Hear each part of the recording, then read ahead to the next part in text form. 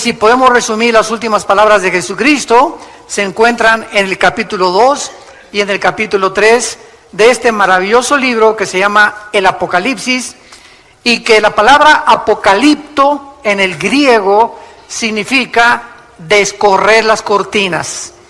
Cuando los griegos antiguamente tenían una estatua y la cubrían con una manta, antes de que pudiera la gente acercarse a ver de qué se trataba, le jalaban un cordón y quedaba descubierta la estatua. Este efecto del correr las cortinas en el griego es apocalipto. Actualmente, cuando hay la exposición de carros en Ginebra, en Francia, en París, pues tapan, ¿verdad?, los Lamborghini, los Ferrari, los nuevos carros, y la gente se acerca a los periodistas y quitan la manta y de repente aparece el nuevo modelo que están promoviendo. Este efecto se llama el Apocalipsis, descorrer las cortinas. ¿Por qué se llama así este libro? Porque en este libro Dios nos corre las cortinas del futuro. Nos abre la ventana para que nos podamos asomar y podamos percibir en lo que va a acabar el mundo. Para que podamos, no solamente por curiosidad o por aumentar el intelecto, ver cómo va a acabar el mundo, porque la gente es curiosa por naturaleza. Por eso estamos llenos de brujos, de falsos profetas, de mediums, porque todo el mundo está profetizando esto, está profetizando aquello, cuando todo está ya aquí escrito en la Biblia. Entonces Dios no solamente quiere que tengamos el intelecto para poder conocer por curiosidad, sino que nosotros sepamos que en la medida en que el Apocalipsis se va desarrollando, podamos irlo comparando con el aspecto geopolítico del mundo, con el aspecto antropológico del mundo, como es ahorita la famosa transgéneros y todas estas abominaciones para destruir la familia, el fundamento con el cual la sociedad ha estado establecida, y podamos prevenirnos y levantar nuestra voz. Somos la sal de la tierra. Y si nosotros no hablamos, y si nosotros no continuamos manifestando la opinión de Dios al mundo en todas las áreas donde tú te desenvuelvas, por eso dice el dicho, los malos triunfan cuando los buenos no hacen nada. Entonces, quedarnos callados es hacernos cómplices de la maldad del mundo. Fíjate lo que te estoy diciendo. Y si tú eres cristiano, tú eres la sal de la tierra. Y cuando la sal pierde su sabor, dice en Mateo capítulo 5 el Señor Jesucristo, no sirve más que para ser pisoteada por los demás. El día que nosotros perdamos nuestro sabor y perdamos nuestro testimonio, no sirves para nada. Y la misión por la cual Dios nos llamó para poder realmente bendecir al mundo es para que evitemos hablando, comunicando, predicando, testificando el Evangelio de la gracia de Dios, e impidamos que la corrupción del mundo continúe avanzando con la velocidad que actualmente lo está haciendo. Hemos llegado a un grado donde ya es normal, y ese es el peor de los niveles a los que una sociedad pueda llegar, a donde nos acostumbremos que lo que el mundo está aceptando es normal. Pero lo que más me impresiona de todo esto, con el mensaje que vamos a ver de Sardis en el capítulo 3 del Apocalipsis, abran sus Biblias ahí, por favor, Apocalipsis 3. Lo más sorprendente de lo que estamos viendo actualmente en el mundo es que las dos más grandes potencias del mundo, Rusia y la China, están en contra de la ideología de género, están en contra de lo transgénero, están en contra del matrimonio homosexual. Son las dos más grandes potencias del mundo, escuchen ustedes, y son ateas. En China todavía es comunista. Rusia, la mayor parte, prevalece el ateísmo. Y las naciones que se dicen cristianas son las que están acostumbrándose a aceptarlo. Yo no estoy de acuerdo con muchísimas cosas que el presidente de Rusia, Vladimir Putin, ha emitido, o la forma como él está actuando en muchas áreas del mundo. Pero acabo de escuchar un discurso de él que me dejó helado. Y dije, estoy 100% en lo que él acaba de decir, criticando a las naciones occidentales de cómo es posible que a los niños los adoctrinen desde niños a tener tendencias con las cuales no nacieron. Como él dice, a los 18 años que cada quien escoja vivir como le da la gana. Pero es un crimen que desde a los niños que no tienen el factor todavía para poder decir entre el bien y entre el mal, les conviene enseñar o los comiencen a vestir de mujeres o los comiencen a vestir de hombres. Eso no se vale.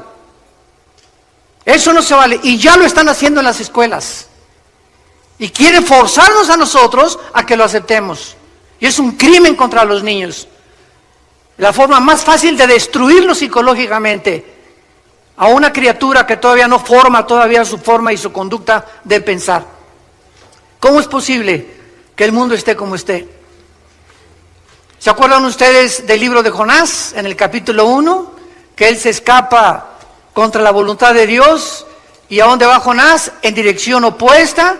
Y se sube al barco donde los marineros, que no eran cristianos, le dicen a Jonás, pero ¿cómo es posible de que tú puedas hacer esto y esconderte ante esta tormenta?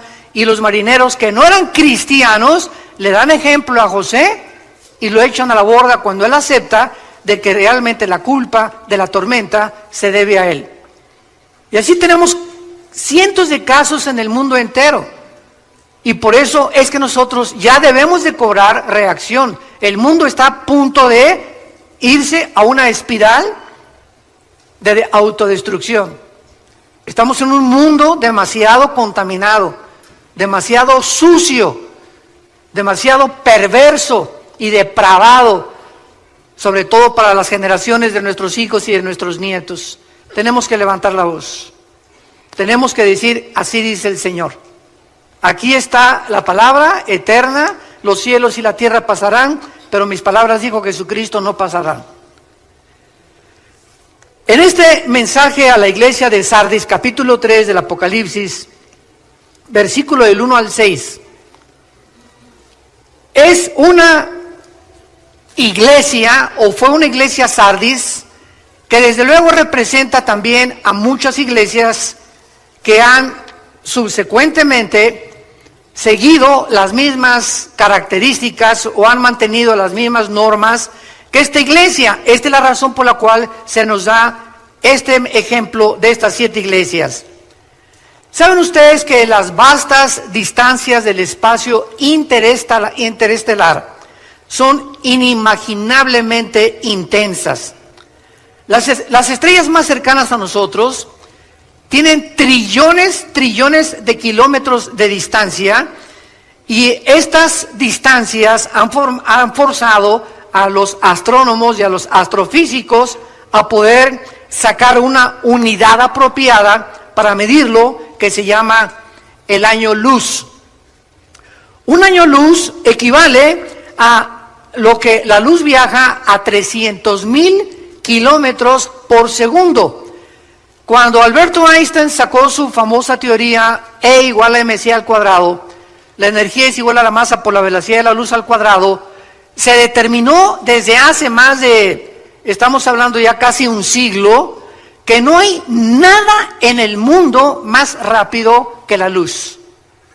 No hay nada. Hace algunos años hubo un físico que dijo que había unos neutrones que viajaban más, etcétera, etcétera, pero descubrieron después que había un error y que estas pequeñas partículas subatómicas no eran más rápido que la luz. Y esto es increíble porque el Sol se encuentra a 150 millones de distancia de la Tierra. O sea que la luz del Sol hacia nosotros viaja en 8 minutos 20 segundos. Es lo que tarda la luz del Sol llegar a la Tierra. 8 minutos 20 segundos. En los 150 millones de kilómetros que tiene. Ahora, las estrellas que están, imagínense, a miles de kilómetros, de trillones de kilómetros, más lejos del Sol, y que vemos en la noche como puntitos de luminosos, muchas ya no existen. ¿Por qué? Porque desaparecieron hace millones de kilómetros. millones de años, perdón, pero ¿por qué seguimos viendo su luz? Porque explotaron, pero la luz continúa llegando y viajando en el espacio. Yo quiero usar este fenómeno de la física para poder compararlo con la situación de muchas iglesias que hace muchos años brillaron, tuvieron luz, fueron luminosas y ahora solamente desaparecieron estas iglesias y viven de la luz del pasado. Viven de sus victorias pasadas. Cristianos que hace 10 o 15 o 5 años tuvieron una muy buena vida y ahora ya completamente están apagados. Iglesias apagadas que tienen el nombre, que viven, pero están muertas. Y muchos de ustedes que nos escuchan a través también de las redes sociales y de internet y de YouTube, etcétera, etcétera, muchos de ustedes que nos escuchan solamente tienen el nombre de cristianos, pero están muertos espiritualmente a los ojos de Dios. Y recordemos algo, para comenzar a definir los términos. La palabra muerte, thanatos, en el griego, no significa cesación de existencia.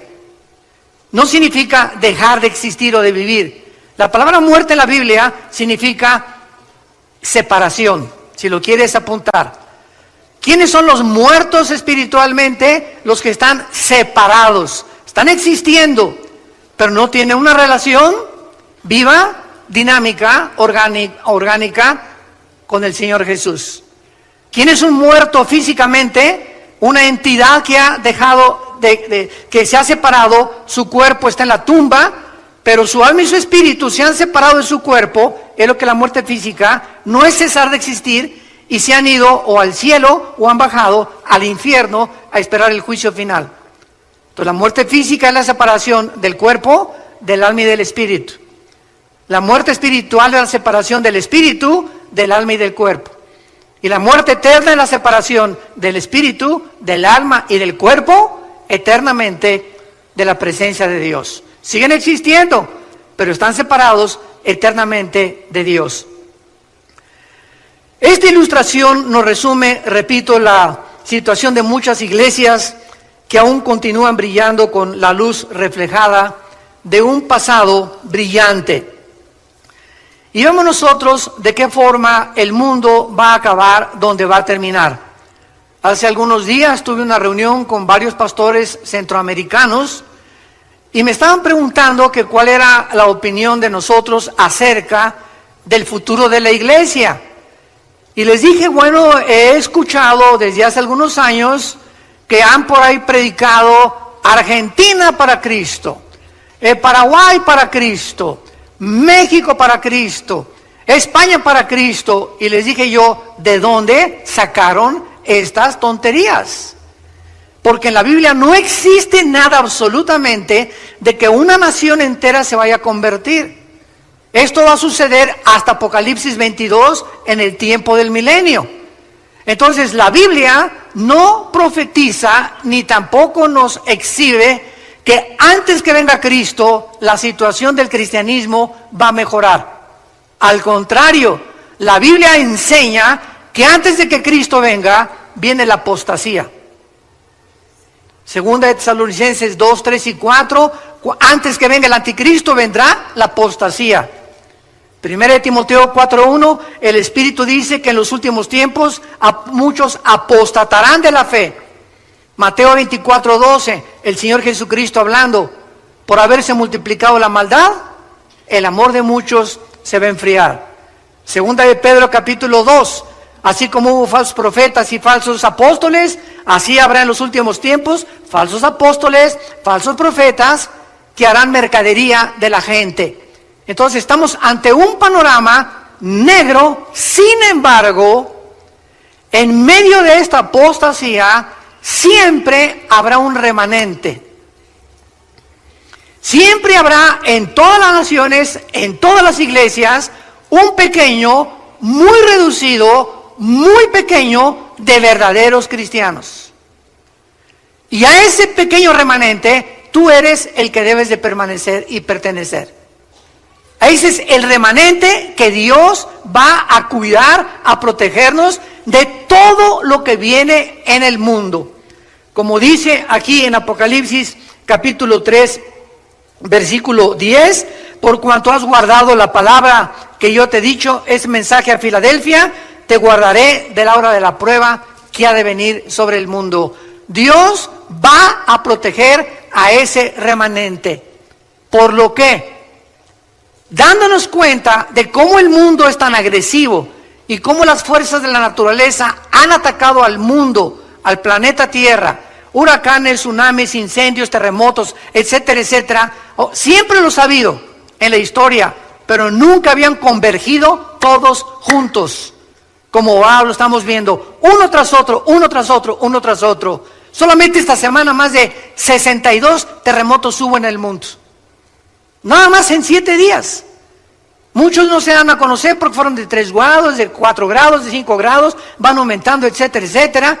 Pero estamos en un mundo convulsionado completamente por las fuerzas naturales de la naturaleza. Entonces, teniendo en cuenta estos factores y estas condiciones, acerquémonos a Dios. Es tiempo que te acerques a Dios con tu familia y con tu matrimonio. Es tiempo que reunamos a nuestros hijos y les demos testimonio. Es tiempo que a tu novia le des testimonio que es un cristiano. Y no la manosees, no te atrevas a tocarla antes de casarte. Es tiempo que le des a tu novio un testimonio de lo que es una muchacha hija de Dios. Porque ese es el testimonio, como dice Hebreos capítulo 13, alcanzaron por la fe buen testimonio los antiguos. Los testigos que ahí menciona desde Abel, Noé, Enoc, Abraham, etcétera, etcétera. Y este es el testimonio que hace falta actualmente en el mundo que nos rodea.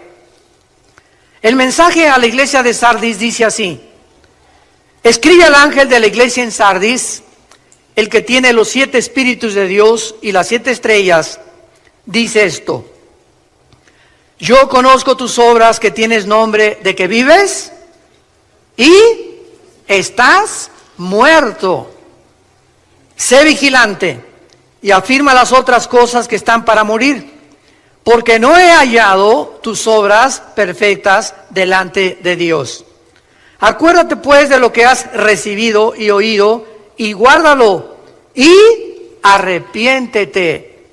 Pues si no velas, vendré sobre ti como ladrón, y no sabrás a qué hora vendré sobre ti. Pero tienes unas pocas personas, ahí está el remanente. Tienes unas pocas personas en Sardis que no han manchado sus vestiduras, y andarán conmigo en vestiduras blancas, porque son dignas.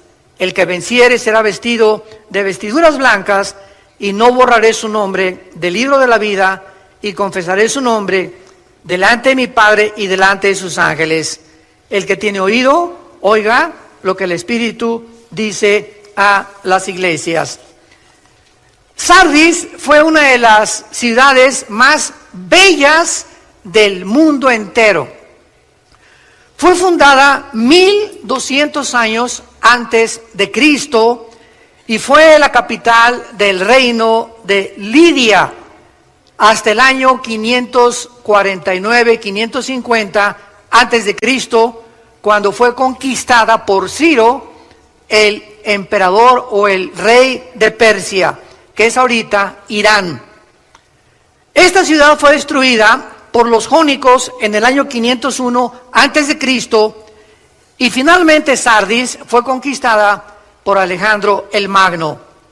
El rey más famoso de Sardis se llamaba Creso con C de Carlos, y estaba la ciudad emplazada en una llanura preciosa junto al río Hermus, en una posición militarmente envidiable, porque estaba construida la ciudad hacia, como casi en una montaña, como una torre, por lo cual era muy difícil. Solo Alejandro el Magno lo pudo hacer, y el rey Ciro de Persia.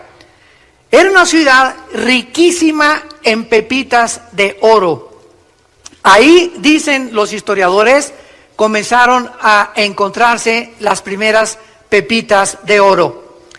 Cuando Alejandro el Magno conquista a Sardis, esta ciudad se rinde completamente a Alejandro el Magno y absorbe la cultura helénica, que es la cultura de los griegos, y que posteriormente los romanos también la absorbieron, y entonces el mundo comenzó, el europeo y el Asia Menor, a hablar el griego.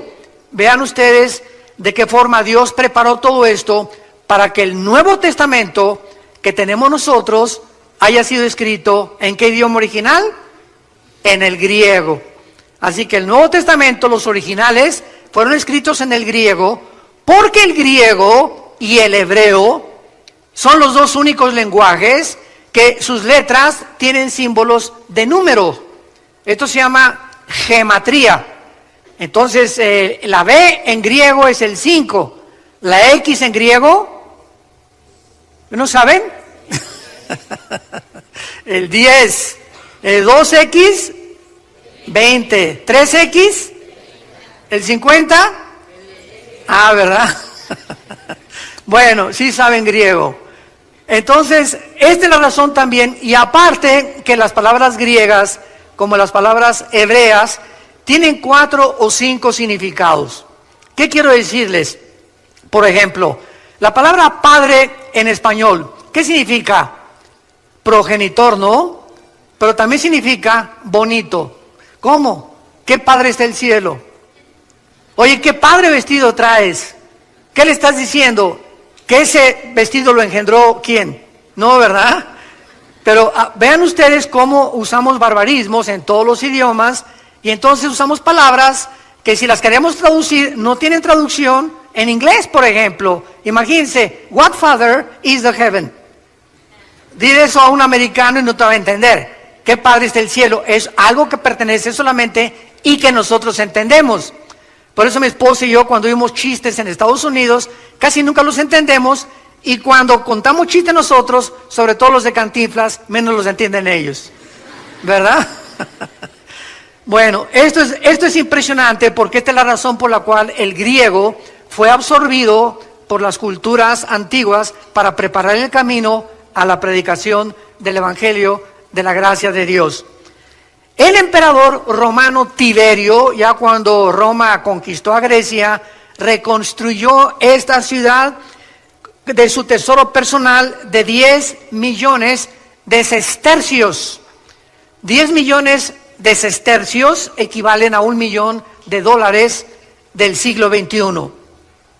Los mejores gladiadores de Roma salieron de Sardis, y la mayor parte de los gladiadores se degeneraron por todo el ambiente que había en la ciudad y en el Imperio Romano, y entonces, ¿verdad? Y el libertinaje que existía, y pues fue una de las cosas que terminaron también con estos guerreros de esos tiempos.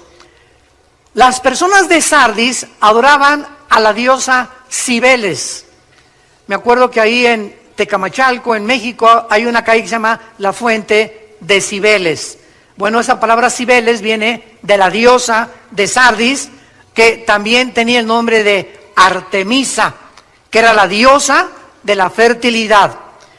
Y bajo esta atmósfera degenerada, la iglesia estaba creciendo, pero poco a poco la influencia del mundo en la iglesia termina matando, asfixiando el testimonio que debemos de dar. Y esta es la razón por la cual Dios escribe estos mensajes en el Apocalipsis, y de las 7 iglesias, a 5 las llama a que se arrepientan.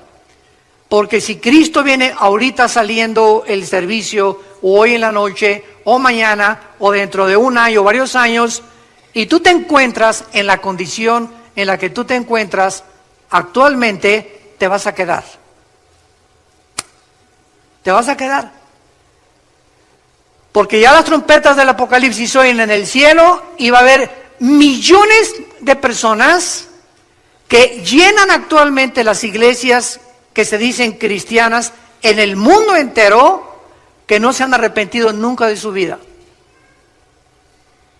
Las iglesias están llenas de cabritos, mazacuatas, coralillos, cascabeles y chivos y cabritos.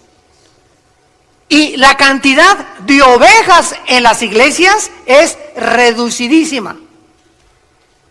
Entonces, esta es la razón por la cual tanta gente, oye, ¿por qué no vas a la iglesia? Ay, porque son una bola de hipócritas. Y con estas personas, es que conociste a la cizaña, a las mazacuatas y a los coralillos. Te andabas juntando con los chivos. Nunca buscaste las verdaderas ovejas. Los verdaderos jóvenes consagrados, las verdaderas muchachas consagradas, los verdaderos matrimonios que quieren servir a Dios y que están luchando por sobrevivir en el mundo que nos rodea. Entonces, cuando ponemos los ojos en los hombres, se nos olvida que Jesús en Mateo 13, en su parábola famosa de la semilla y de la cizaña y el trigo, nos lo advirtió, que está sembrada en todas las iglesias cizaña. Están personas infiltradas, sin que lo sepan ellas, movidas por poderes espirituales enemigos de Dios, para hacer tropezar a las ovejas, para hacer mala influencia a matrimonios, para que de alguna forma comience el leudamiento de la iglesia. Como en la parábola de cuando se introducen las 3 medidas de harina o de levadura en el pan, y dice Cristo hasta que todo es leudado. Y ahí simboliza a una mujer como la persona que se leuda todo, porque es el símbolo de la iglesia apóstata, la gran ramera de Apocalipsis 17. ¿Quién es la gran ramera de Apocalipsis 17? El conjunto de todas estas iglesias que tenían nombre, que vivían y estaban muertas. Es las iglesias que se vendieron, que cedieron a la presión del mundo y no mantuvieron sus convicciones hasta el final. Veamos rápidamente el análisis de esta iglesia que hace Jesucristo. Número 1, el capítulo 3, versículo 1, el mensaje a la iglesia de Sardis, y dice Jesús que Él tiene los 7 espíritus de Dios. El libro del Apocalipsis es un libro casi en su mayor parte de símbolos, porque cuando estudiamos la Biblia, todos nosotros los que estudiamos teología, y tú que eres un estudioso más consciente de la Biblia se interpreta o se puede interpretar de 3 maneras. Se puede interpretar literalmente cuando así nos lo permite la Biblia. Cuando, por ejemplo, dice la Biblia, y María conoció a José, pero estaban desposados, todo eso es literal. No nos da la Biblia una puerta para que podamos interpretarla de número 2 figurativamente. Y la Biblia se puede interpretar también proféticamente. Entonces, la interpretación en el Apocalipsis es simbólica, ¿verdad? La mayor parte son metáforas o símbolos. Y cuando dice los 7 espíritus de Dios, el 7 se repite en el Apocalipsis casi 40, 50 veces, los 7 ángeles, las 7 estrellas, los 7 espíritus. ¿Por qué? Porque en el simbolismo de la Biblia, los números tienen un símbolo o tienen un significado. El 1, la unidad. El 2, el testimonio. Siempre se mandaban a predicar de 2 en 2. El 3, la Trinidad. El 5 es el número de la gracia. El 6 es el número del ser humano. Por eso el anticristo es 6, 6, 6, que es el ser humano elevado a la Trinidad. El ser humano elevado a Dios. El 7 es el número perfecto, es el número completo. Por eso hay 7 días. Nunca se han preguntado, pregúntale a tu maestro ateo, ¿quién inventó la semana de 7 días? Pregúntaselo a cualquier ateo o a cualquier científico. ¿Cómo es posible que se haya definido que el ser humano necesita 6 días de trabajo y todos necesitamos pararnos, detenernos cada 6 días y descansar? De cada 7 días, un día tenemos que descansar. Llámese el lunes, si tú trabajas el domingo en un hotel, pues tu lunes. Pero si no nos detenemos a descansar el día de descanso, y no tiene que ser el sábado o el domingo para los que la mayor parte tenemos la bendición de no trabajar, pero si no nos detenemos un día a la semana, comenzamos a desgastarnos mental, psicológica y físicamente. El cuerpo humano necesita descanso. Y el día de descanso, olvídate de tus cálculos, de tu trabajo, de tu carpintería, de tu taller, de tu bufete de abogados, de tu consultorio médico. Olvídate de todo, vete el partido. Bueno, ya hasta ahorita Real Madrid-Barcelona, va ganando Barcelona 1-0. Pues hay que descansarnos de todo, ¿verdad? Si puedes ir en la tarde al fútbol, ¿verdad? Descansar al parque con tus hijos, con tus nietos, irte el día a un buen restaurante a comer o taquitos ahí en tu casa.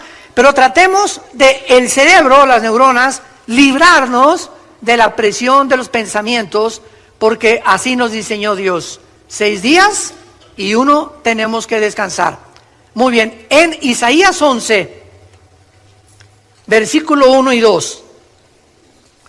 Veamos qué son los 7 espíritus de Dios. Porque no son 7 espíritus, son las 7 manifestaciones que el Espíritu Santo tiene, y que la única persona que ha tenido estas 7 manifestaciones del Espíritu ha sido Jesucristo, el Hijo de Dios. Saldrá una vara del tronco de Isaí, y un vástago retoñará de sus raíces. Está hablando proféticamente 700 años antes de que Cristo naciera, el profeta Isaías. Y escuchen lo que dice: y reposará sobre él, o sea, sobre Jesús, número 1, el Espíritu de Jehová, espíritu de sabiduría, inteligencia, consejo, poder, conocimiento y temor de Jehová. Esta es la plenitud del Espíritu Santo. Dichosos aquellos que tienen por lo menos sabiduría, inteligencia, consejo, poder, o que tengas 3 o 4 de estas manifestaciones del Espíritu Santo. Ahora regresamos a Apocalipsis y podemos entender por qué Jesucristo dice el que tiene los 7 espíritus de Dios. O sea, Jesús poseía la plenitud del Espíritu Santo. Y este Cristo santo, glorificado, majestuoso, es el que está enviando un mensaje a un pequeño grupo de cristianos, un remanente en la iglesia de Sardis. ¿Cuál es la acusación? Yo conozco tus obras, que tienes nombre de que vives y estás muerto. Esta iglesia tenía una falsa reputación espiritual. ¿Cuántas personas se dicen a sí mismo cristianas? Volvemos a repetir, pero su verdadera condición, tal vez ante la iglesia tienes cara de San Crisóstomo, tienes la cara de la Rosa de Castilla, de Santa Rita de Casia. No, la hermana tiene cara de monja, una cara dulce, transparente. El hermano tiene cara que no rompe un plato. Pero en su casa tiene otra cara. Y en su trabajo tiene otra cara. En la psicología se le conoce como los desórdenes múltiples de la personalidad. Que no eres de una sola pieza. Y esto es lo que Dios insiste en nuestras vidas. Tenemos que ser de una sola pieza. Así como eres aquí, lo eres aquí en el estacionamiento, y lo eres en tu casa, y lo eres en tu trabajo, y lo eres en el cine, y lo eres a donde quiera que vayas. Eres tú. Y no tienes que ocultarte detrás de máscaras. ¿Por qué? Porque eres de una sola pieza. Y está demostrado esto psiquiátricamente, que una persona que tiene 2 o 3 personalidades es una persona que se está desintegrando en su carácter. Porque no ser como tú eres con tus amigos, sin que nos demos cuenta, el cerebro no acepta estas condiciones o actitudes negativas y te comienzas a desintegrar. ¿Qué me refiero que te comienzas a desintegrar? Tu conducta comienza a desvariar. Comienzas a hacer cosas que ya no son normales, que ya son completamente, muchos antisociales, otras inmorales, pero ya no eres la persona que eres. Y esas cosas que tú haces, no te das cuenta. Este es el engaño más grande del pecado humano, que el pecado endurece y engaña el corazón. Dice Jeremías 17:9, engañoso es el pecado sobre todas las cosas, perverso y engañoso el corazón. Entonces, estas personas llegan a la iglesia y no se han dado cuenta lo que son. Crees que eres y no eres. ¿Por qué lo crees? Porque estás engañado. Si no estuvieras engañado, te darías cuenta de tu verdadera condición. Ahora, ¿a qué venimos a la iglesia? A que se nos corra el velo, a que hay un apocalipsis, a que Dios nos corra la cortina y nos muestre cómo somos. Porque es el mensaje de la palabra de Dios. La palabra de Dios es como una espada de dos filos que penetra y parte el alma y el espíritu y discierne las intenciones y los pensamientos del corazón. Nada más que la exposición a la Biblia nos puede mostrar nuestra verdadera condición delante de Dios. Tus amigos te van a decir una cosa, no, tú te pareces a Sansón. No, que Rambo ni que Rambo, tú eres el papucho de papuchos de Metepec. No, hermana, tú estás bien, ¿verdad? Por aquí, por allá. Todos estamos rodeados de gente que nunca podrán asomarse a nuestro corazón más que Dios. Dichosos los que escuchan y leen las palabras de esta profecía, porque el tiempo está cerca. Déjale a Dios exhibirte, que nos corra realmente las cortinas, que te veas como es, porque Dios nos toca la llaga, y cuando tú oyes que eso te llega a ti y que te pones el sombrero o el saco porque a ti te está quedando lo que estás escuchando, dichoso seas si hoy te arrepientes. Dichoso seas, bendito seas. Que le digas, Padre, yo no quiero ser así. Gracias por mostrarme esa cara que estaba engañado que yo tenía. Ya no quiero ser así. Entiendo que solo tú me puedes cambiar. Perdóname. Lávame con tu sangre preciosa. Jesús, entra a mi vida como mi Salvador.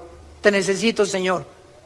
Dichoso seas si por esa puerta esta mañana tú sales con estas condiciones en tu corazón. Vemos nosotros que esta muerte espiritual está conectada siempre con el pecado. ¿Cuáles son las señales de peligro de una iglesia que se está muriendo? Porque ahorita vemos cantidad de iglesias, repito, por afuera, ¿no? Y lámparas persas y candelabros chinos de Francia. Y parecería pues que es una iglesia próspera, porque ahorita se mide la iglesia por la cantidad de gentes o por la calidad que existe en la construcción, de que es una iglesia próspera. Ese es el termómetro del siglo XXI, pero los pensamientos de Dios no son nuestros pensamientos. Y no estamos en este momento en contra de que haya iglesias grandes. Gracias a Dios las que son grandes y las que tienen la ventaja de tener un buen recinto. No estamos en contra de eso. Estamos en contra de que se enfoquen solamente en eso nada más, como lo vamos a ver a continuación. ¿Cuándo son las señales de peligro de que una iglesia se está muriendo?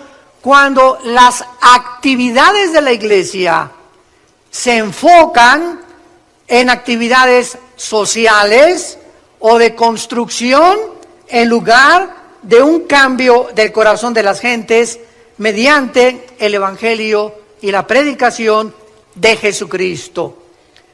Cada vez que nosotros tenemos oportunidad de platicar con pastores, y tengo muchos amigos pastores, gracias a Dios, y somos un cuerpo todos, siempre a muchos de ellos les pregunto, ¿cuántos estudios bíblicos tiene tu iglesia? Pues tenemos la femenil el miércoles y tenemos 3 servicios el domingo. Le digo, pero entre semana no hay discipulado. ¿Quiénes son tus hombres? Le pregunto yo a mis hermanos pastores, ¿quiénes son tus hombres que tienes a tu alrededor? Tus Timoteos. ¿No tienes un grupo de 3 o 4 hombres a quienes te estés dedicando más tiempo que a todas las demás iglesias, a todas las demás ovejas, y que los estés discipulando para que estas personas el día de mañana te ayuden a ser los pilares de la iglesia. Porque una iglesia que tiene 500 miembros necesita 3 pastores. Imposible que un pastor alimente a 500 ovejas. Imposible. Aconseje, vaya a los velorios, vaya a los hospitales, etcétera, etcétera. A las 2 de la mañana conteste el teléfono que le dio un planchazo a su esposo a la esposa. Imposible. Entonces, las columnas que sostienen una iglesia son los varones. La iglesia es un conjunto, se les llama en el Nuevo Testamento ancianos. No de edad, porque es la palabra presbúteros, ancianos, sino líderes espirituales que nos ayudan a los que levantamos iglesias a poder delegar las responsabilidades, porque si no lo hacemos, acabamos en el psiquiátrico.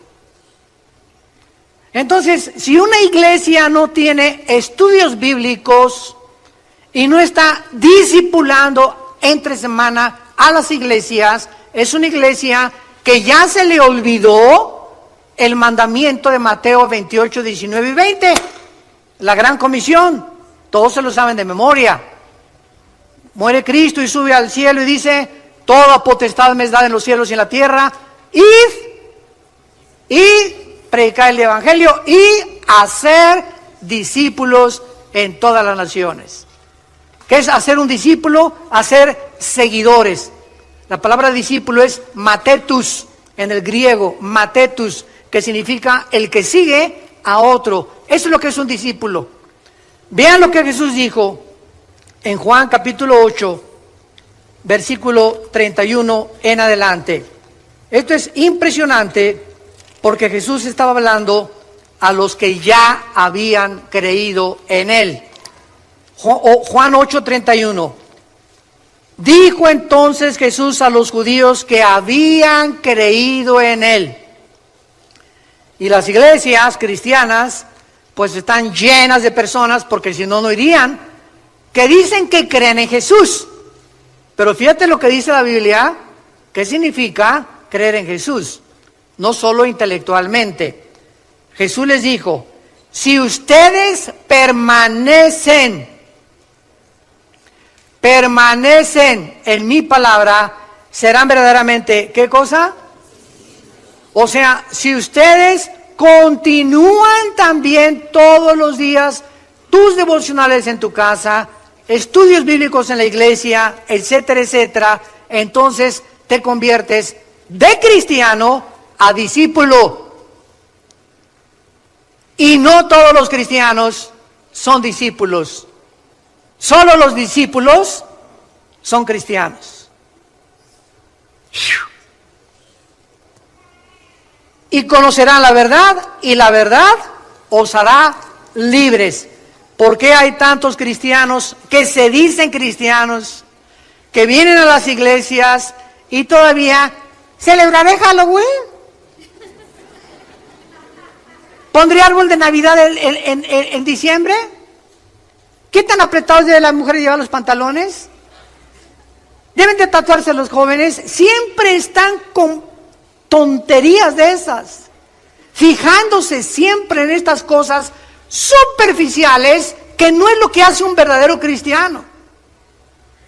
Pero son esta clase de gente que están en todas las iglesias. No nos asustemos si tú oyes que en la nuestra también hay ese tipo de personas. Las hay, porque así es la iglesia, una mezcla de cizaña con trigo, y no salen de eso. En otras palabras, igual que los fariseos, siempre están buscando agradar a Dios por sus obras, por cómo se visten, por cómo se pintan, por lo que hacen. Si ponen árbol de Navidad, yo no puse árbol de Navidad, pon una palomita de arriba, Miguel. ¿Se imaginan ustedes?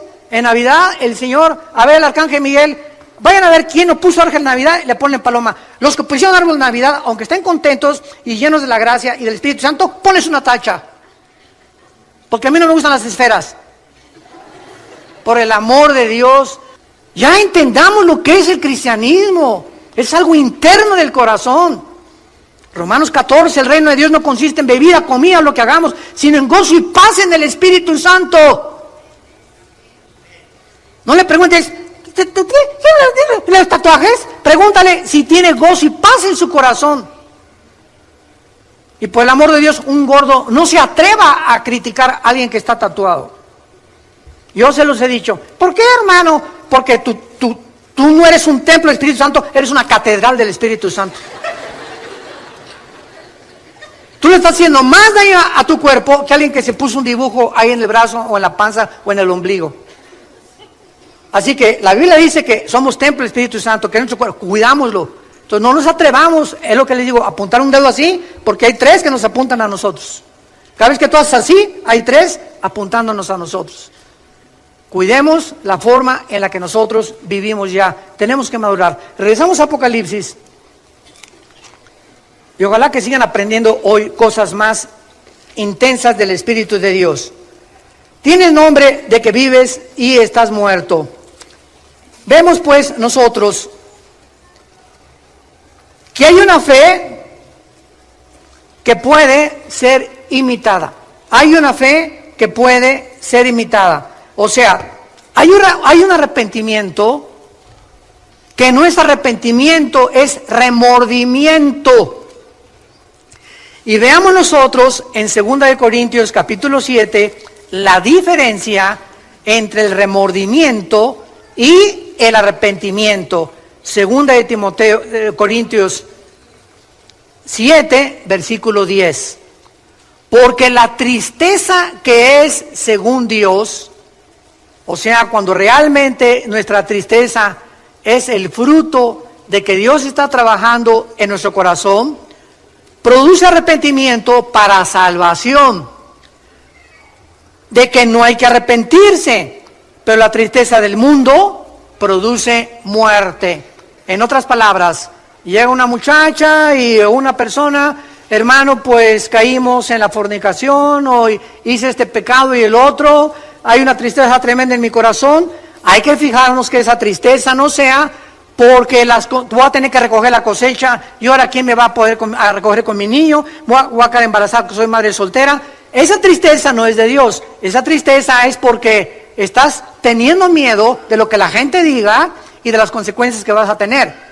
Pero cuando nuestra tristeza es, Señor, te he ofendido, no me importa lo que la gente diga, quiero tu perdón. En ese momento sabemos que somos perdonados, 1 Juan 1:8, porque la sangre de Cristo nos limpia de todo pecado, y de ahí en adelante ya no vivo con vergüenza, porque no tengo que arrepentirme. Ya me arrepentí y lo creo, porque la sangre de Cristo tiene poder. ¿Me siguieron con cuidado? Esa es la diferencia. Judas se arrepintió. A ver, aquí tenemos a 2 hombres, a Pedro y a Judas. Los 2 cometieron alta traición. Los 2 negaron a Cristo. Los 2 desobedecieron a Cristo. Sin embargo, la Biblia dice que hay una diferencia entre Pedro y entre Judas cuando los 2 eran culpables de alta traición. Pero cuando Pedro cometió el pecado de negar a Jesucristo, lloró amargamente porque sabía que Jesús era el Hijo de Dios y sabía que lo había traicionado. Pero no se quitó la vida como se la quitó Judas. Judas agarró las 30 monedas de plata y las aventó a los sacerdotes y fue y se ahorcó. Y dice la Biblia que se rompieron las cuerdas, cayó sobre piedras y se le salieron todos los intestinos a Judas. Así murió Judas.